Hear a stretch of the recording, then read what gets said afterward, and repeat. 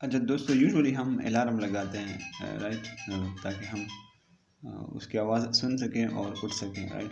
लेकिन हम ये रियलाइज़ नहीं करते कि एक्चुअली हमारा जो स्लीप है वो साइकिल में चलता है राइट। आई मीन पहले नॉन रैपिड आई मूवमेंट, इसके एक्चुअली 3 स्टेजेस होते हैं, N1, N2 और N3।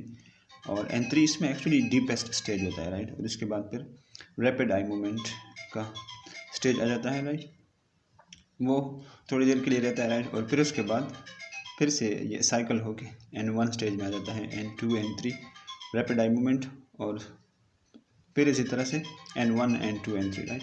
So actually N1 stage में हम बिल्कुल स्लीप में एंटर हो रहे होते हैं राइट। सो उसमें उस टाइम पे स्लीप आई मीन बहुत ही शैलो होता है राइट। और जो N2 होता है तो वो उससे फिर थोड़ा डीपर लेवल पे चला जाता है राइट।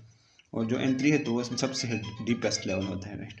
सो उसमें अगर आप अपने स्लीप के साइकिल में N3 स्टेज में हो राइट, तो वहाँ पे अगर अलार्म बजता भी हो तो आप नहीं उठ सकोगे राइट, क्योंकि आप actually deepest stage of sleep में हो राइट। लेकिन कंपैरेटिवली अगर आप N1 में हो तो आप बहुत ही ईजिली उठ जाओगे राइट। और अगर N2 में हो तो थोड़ा सा मुश्किल होगा राइट उठना उसमें। और N3 में तो बिल्कुल ऑलमोस्ट इम्पॉसिबल ही हो जाता है कि आप उठ सको राइट। सो ये एक इन्फॉर्मेशन थी, मैंने कहा आप लोगों के साथ में शेयर कर लूँ यहाँ पे राइट। मतलब अक्सर हमने ऑब्ज़र्व किया होगा कि हम अलार्म भी लगा लेते हैं लेकिन उठ नहीं पाते। अलार्म बज जाता है राइट और हमें पता भी नहीं चल जाता। तो उसके पीछे प्रॉबेबली कारण यही होता है कि हम actually N3 that is the deepest stage of our sleep, that is the non rapid eye movement का जो थर्ड स्टेज है N3 राइट, हम उसमें एक्चुअली होते हैं, इसलिए हम उठ नहीं पाते।